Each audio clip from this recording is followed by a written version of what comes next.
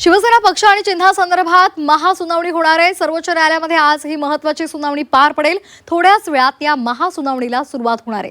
ठाकरेंच्या याचिकेवरील सुनावणी अंतिम टप्प्यामध्ये आहे। सरन्यायाधीश सूर्यकांत यांच्या खंडपीठासमोर ही सुनावणी होणार आहे। कपिल सिब्बल यांच्या युक्तिवादानंतर आज काय सुनावणी होणार याकडे सगळ्यांचं लक्ष लागलंय। सुप्रीम कोर्ट काय निकाल देणार की पुन्हा तारीख मिळणार हे पाहणं सुद्धा महत्त्वाचं आहे। शिवसेना पक्ष आणि धनुष्यबाण चिन्ह तसंच आमदारांच्या अपात्रतेसंदर्भात सुप्रीम कोर्टात आज सुनावणी होणार आहे। गेल्या आठवड्यामध्ये शिवसेना प्रमुख उद्धव ठाकरे यांच्याकडून ज्येष्ठ विधिज्ञ कपिल सिब्बल यांनी सलग 2 दिवस जोरदार युक्तिवाद केला होता। आजही त्यांचा उर्वरित युक्तिवाद सुरू राहणार आहे आणि त्यामुळे या सुनावणीकडे संपूर्ण देशाचं लक्ष लागलेलं आहे। कृष्णात पाटील आपले प्रतिनिधी आपल्यासोबत जोडले गेलेले आहेत। कृष्णात, सुनावणी महत्त्वाची आज होणार आहे, महासुनावणी होणार आहे, सगळ्यांचं लक्ष लागलंय। काय सध्या थोड्याच वेळात या सुनावणीला सुरुवात होणार आहे अशी माहिती मिळते?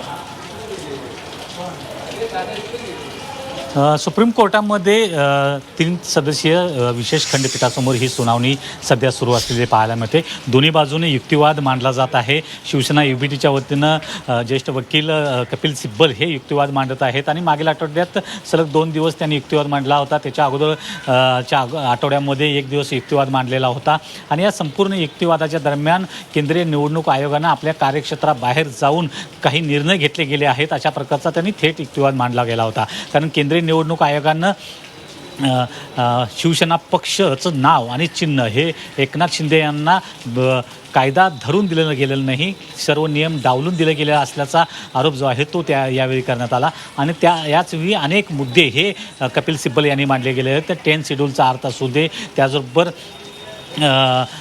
कुठलाही विधिमंडळ पक्ष हा नेहमीच राजकीय पक्षाचा एक भाग राहिलेला असतो, तो राजकीय पक्षापेक्षा कधीही मोठा होत नाही आणि त्याचबरोबर ज्या प्रकारे केंद्रीय निवडणूक आयोगानं ही ध्यानात घेणं गरजेचं होतं परंतु ते घेतलं गेलं नाही आणि एकतर्फी निकाल जो आहे तो दिला गेला आणि त्याचबरोबर जी घटना 2018ची जी घटनादुरुस्ती आहे त्याचा केंद्रीय निवडणूक आयोगाने विचार न करता केवळ शिवसेना शिंदे यांना कशा प्रकारे फायदेशीर होईल अशा प्रकारचे निर्णय घेतले गेले। अशा प्रकारे अनेक युक्तिवाद मांडले गेले ज्यामध्ये 10 शेड्यूलचा अर्थ देखील विषद करण्यात आला।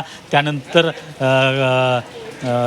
राहुल नार्वेकर जे विधानसभेचे अध्यक्ष आहेत त्यांनी घेतलेला जो निर्णय आहे 10 शेड्यूलचा अपात्रतेचा मुद्दा त्या संदर्भात देखील युक्तिवाद मांडण्यात आला आणि त्यांनी मागच्या वेळी सुप्रीम कोर्टाने सांगितलं होतं की आम्हाला देखील आमदारांच्या अपात्रतेच्या संदर्भात निकाल द्यावा लागेल असं महत्त्वपूर्ण स्टेटमेंट दिलं होतं। त्यामुळे आजच्या या युक्तिवादामध्ये आणखी कोणते नवीन मुद्दे कपिल सिब्बल यांच्याकडून मांडले जात आहेत। त्याचबरोबर आज कदाचित कपिल सिब्बल यांचा युक्तिवाद संपल्यानंतर शिवसेना शिंदे गटाच्या वतीनं देखील त्यांचे वकील हे युक्तिवाद मांडतील। त्यामध्ये कोणते महत्त्वाचे मुद्दे येतात ते पाहणं देखील महत्त्वाचं आहे। त्यामुळे परंतु देशभरात गाजत असलेल्या या खटल्याच्या युक्तिवादादरम्यान जो घटनात्मक काही बाबी जो पेच निर्माण झालेले आहेत त्या संदर्भातले महत्त्वाच्या घडामोडी ज्या आहेत, महत्त्वाच्या तरतुदी ज्या आहेत त्या अधिक विशद करणं गरजेचं आहे आणि त्याचबरोबर मागच्या वेळी देखील सुप्रीम कोर्टाने सांगितलं गेलं होतं की आमचा जो निर्णय दिला जाईल तो येणाऱ्या भविष्यकाळासाठी देखील त्याचा उपयोग होईल।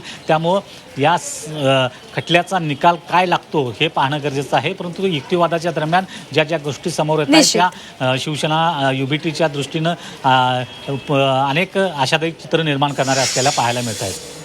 अगदी भविष्य काळासाठी हा खटला आणि त्या संदर्भातला निकाल हा खूप महत्त्वाचा ठरणार आहे असं खुद्द कोर्टानंच म्हटलेलं होतं आणि त्यामुळे फक्त राज्यासाठी नाही तर संपूर्ण देशासाठी हा खटला अतिशय महत्त्वाचा आहे। त्यामुळे आजच्या या महासुनावणी दरम्यान नेमकं काय घडतं हे पाहणं सुद्धा महत्त्वाचं आहे। धन्यवाद कृष्णा दिलेल्या माहितीसाठी।